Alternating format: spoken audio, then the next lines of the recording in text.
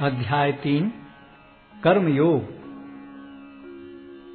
अर्जुन ने कहा, हे जनार्दन, हे केशव, यदि आप बुद्धि को सकाम कर्म से श्रेष्ठ समझते हैं तो फिर आप मुझे इस घोर युद्ध में क्यों लगाना चाहते हैं? आपके व्यामिश्रित उपदेशों से मेरी बुद्धि मोहित हो रही है, अतः कृपा करके निश्चय पूर्वक मुझे बताएं कि इनमें से मेरे लिए सर्वाधिक श्रेयस्कर क्या होगा। श्री भगवान ने कहा, हे निष्पाप अर्जुन, मैं पहले ही बता चुका हूं कि आत्म साक्षात्कार का प्रयत्न करने वाले दो प्रकार के पुरुष होते हैं। कुछ इसे ज्ञान योग द्वारा समझने का प्रयत्न करते हैं तो कुछ भक्तिमय सेवा के द्वारा। न तो कर्म से विमुख होकर कोई कर्मफल से छुटकारा पा सकता है और न केवल संन्यास से सिद्धि प्राप्त की जा सकती है। प्रत्येक व्यक्ति को प्रकृति से अर्जित गुणों के अनुसार विवश होकर कर्म करना पड़ता है, अतः कोई भी एक क्षण भर के लिए भी बिना कर्म किए नहीं रह सकता। जो कर्मेंद्रियों को वश में तो करता है, किंतु जिसका मन इंद्रिय विषयों का चिंतन करता रहता है, वह निश्चित रूप से स्वयं को धोखा देता है और मिथ्याचारी कहलाता है। दूसरी ओर, यदि कोई निष्ठावान व्यक्ति अपने मन के द्वारा कर्मेंद्रियों को वश में करने का प्रयत्न करता है और बिना किसी आसक्ति के कर्मयोग प्रारंभ करता है, तो वह अति उत्कृष्ट है। अपना नियत कर्म करो, क्योंकि कर्म न करने की अपेक्षा कर्म करना श्रेष्ठ है। कर्म के बिना तो शरीर निर्वाह भी नहीं हो सकता। श्री विष्णु के लिए यज्ञ रूप में कर्म करना चाहिए, अन्यथा कर्म के द्वारा इस भौतिक जगत में बंधन उत्पन्न होता है। अतः हे कुंती पुत्र, उनकी प्रसन्नता के लिए अपने नियत कर्म करो, इस तरह तुम बंधन से सदा मुक्त रहोगे। सृष्टि के प्रारंभ में समस्त प्राणियों के स्वामी ने विष्णु के लिए यज्ञ सहित मनुष्यों तथा देवताओं की संततियों को रचा और उनसे कहा, तुम इस यज्ञ से सुखी रहो, क्योंकि इसके करने से तुम्हें सुखपूर्वक रहने तथा मुक्ति प्राप्त करने के लिए समस्त वांछित वस्तुएं प्राप्त हो सकेंगी। यज्ञों के द्वारा प्रसन्न होकर देवता तुम्हें भी प्रसन्न करेंगे और इस तरह मनुष्यों तथा देवताओं के मध्य सहयोग से सबों को संपन्नता प्राप्त होगी। जीवन की विभिन्न आवश्यकताओं की पूर्ति करने वाले विभिन्न देवता यज्ञ संपन्न होने पर प्रसन्न होकर तुम्हारी सारी आवश्यकताओं की पूर्ति करेंगे, किंतु जो इन उपहारों को देवताओं को अर्पित किए बिना भोगता है, वह निश्चित रूप से चोर है। भगवान के भक्त सभी प्रकार के पापों से मुक्त हो जाते हैं, क्योंकि वे यज्ञ में अर्पित किए भोजन प्रसाद को ही खाते हैं। अन्य लोग जो अपने इंद्रिय सुख के लिए भोजन बनाते हैं, वे निश्चित रूप से पाप खाते हैं। सारे प्राणी अन्न पर आश्रित हैं, जो वर्षा से उत्पन्न होता है। वर्षा यज्ञ संपन्न करने से होती है और यज्ञ नियत कर्मों से उत्पन्न होता है। वेदों में नियमित कर्मों का विधान है और ये वेद साक्षात श्री भगवान से प्रकट हुए हैं। फलतः सर्वव्यापी ब्रह्म यज्ञ कर्मों में सदा स्थित रहता है। हे प्रिय अर्जुन, जो मानव जीवन में इस प्रकार वेदों द्वारा स्थापित यज्ञ चक्र का पालन नहीं करता, वह निश्चय ही पाप में जीवन व्यतीत करता है।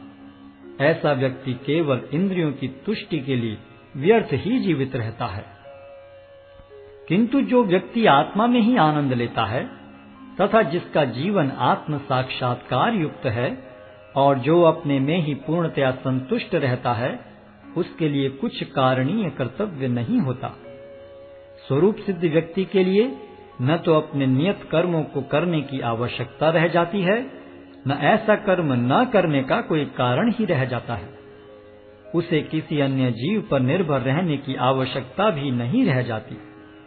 अतः कर्म फल में आसक्त हुए बिना मनुष्य को अपना कर्तव्य समझकर निरंतर कर्म करते रहना चाहिए, क्योंकि अनासक्त होकर कर्म करने से उसे पर ब्रह्म की प्राप्ति होती है।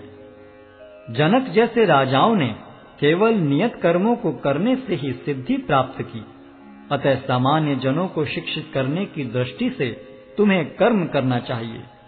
महापुरुष जो जो आचरण करता है, सामान्य व्यक्ति उसी का अनुसरण करते हैं। वह अपने अनुसरणीय कार्यों से जो आदर्श प्रस्तुत करता है, संपूर्ण विश्व उसका अनुसरण करता है। हे प्रथापुत्र, तीनों लोकों में मेरे लिए कोई भी कर्म नियत नहीं है। न मुझे किसी वस्तु का अभाव है और न आवश्यकता ही है, तो भी मैं नियत कर्म करने में तत्पर रहता हूँ। क्योंकि यदि मैं नियत कर्मों को सावधानी पूर्वक न करूं, तो हे पार्थ, यह निश्चित है कि सारे मनुष्य मेरे पथ का ही अनुगमन करेंगे। यदि मैं नियत कर्म न करूं, तो ये सारे लोग नष्ट हो जाएंगे। तब मैं अवांछित जन समुदाय को उत्पन्न करने का कारण हो जाऊंगा और इस तरह संपूर्ण प्राणियों की शांति का विनाशक बनूंगा। जिस प्रकार अज्ञानी जन फल की आसक्ति से कार्य करते हैं, उसी तरह विद्वान जनों को चाहिए कि वे लोगों को उचित पथ पर ले जाने के लिए अनासक्त रहकर कार्य करें।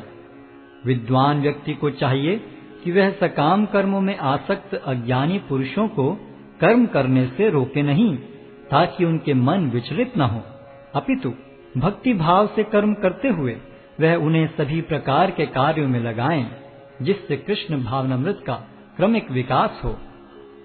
जीवात्मा अहंकार के प्रभाव से मोहग्रस्त होकर अपने आप को समस्त कर्मों का कर्ता मान बैठता है, जबकि वास्तव में वे प्रकृति के तीनों गुणों द्वारा संपन्न किए जाते हैं। हे महाबाहो, भक्ति भाव में कर्म तथा सकाम कर्म के भेद को भली भांति जानते हुए जो परम सत्य को जानने वाला है, वह कभी भी अपने आप को इंद्रियों में तथा इंद्रिय तृप्ति में नहीं लगाता। माया के गुणों से मोहग्रस्त होने पर अज्ञानी पुरुष पूर्णतया भौतिक कार्यों में संलग्न रहकर उनमें आसक्त हो जाते हैं। यद्यपि उनके ये कार्य उनमें ज्ञानाभाव के कारण अधम होते हैं, किंतु ज्ञानी को चाहिए कि उन्हें विचलित न करे। अतः हे अर्जुन, अपने सारे कार्यों को मुझ में समर्पित करके मेरे पूर्ण ज्ञान से युक्त होकर लाभ की आकांक्षा से रहित, स्वामित्व के किसी दावे के बिना तथा आलस्य से रहित होकर युद्ध करो। जो व्यक्ति मेरे आदेशों के अनुसार अपना कर्तव्य करते रहते हैं और ईर्ष्या रहित होकर इस उपदेश का श्रद्धा पूर्वक पालन करते हैं, वे सकाम कर्मों के बंधन से मुक्त हो जाते हैं। किंतु जो ईर्ष्यावश इन उपदेशों की उपेक्षा करते हैं और इनका पालन नहीं करते, उन्हें समस्त ज्ञान से रहित, दिग्भ्रमित तथा सिद्धि के प्रयासों में नष्ट भ्रष्ट समझना चाहिए। ज्ञानी पुरुष भी अपनी प्रकृति के अनुसार कार्य करता है, क्योंकि सभी प्राणी तीनों गुणों से प्राप्त अपनी प्रकृति का ही अनुसरण करते हैं। भला दमन से क्या हो सकता है? प्रत्येक इंद्रिय तथा उसके विषय से संबंधित राग द्वेष को व्यवस्थित करने के नियम होते हैं। मनुष्य को ऐसे राग तथा द्वेष के वशीभूत नहीं होना चाहिए, क्योंकि ये आत्म साक्षात्कार के मार्ग में अवरोधक हैं। अपने नियत कर्मों को दोषपूर्ण ढंग से संपन्न करना भी अन्य के कर्मों को भली भांति करने से श्रेयस्कर है। स्वीय कर्मों को करते हुए मरना पराये कर्मों में प्रवृत्त होने की अपेक्षा श्रेष्ठतर है, क्योंकि अन्य किसी के मार्ग का अनुसरण भयावह होता है। अर्जुन ने कहा, हे वृष्णिवंशी, मनुष्य न चाहते हुए भी पाप कर्मों के लिए प्रेरित क्यों होता है? ऐसा लगता है कि उसे बलपूर्वक उनमें लगाया जा रहा हो। श्री भगवान ने कहा, हे अर्जुन, इसका कारण रजोगुण के संपर्क से उत्पन्न काम है, जो बाद में क्रोध का रूप धारण करता है और जो इस संसार का सर्वभक्षी पापी शत्रु है।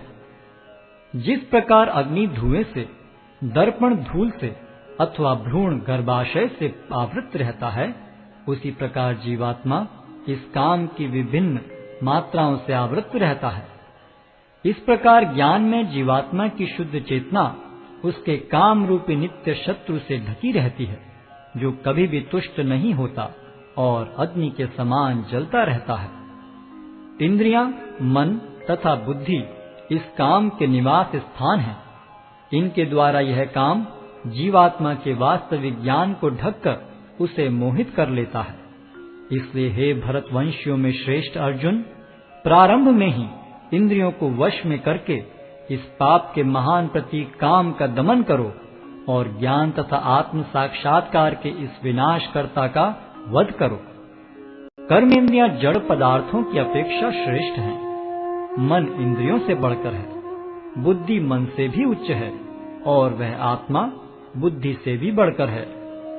इस प्रकार हे महाबाहु अर्जुन, अपने आप को भौतिक इंद्रियों, मन तथा बुद्धि से परे जानकर और मन को सावधान आध्यात्मिक बुद्धि से स्थिर करके आध्यात्मिक शक्ति द्वारा इस काम रूपी दुर्जय शत्रु को जीतो।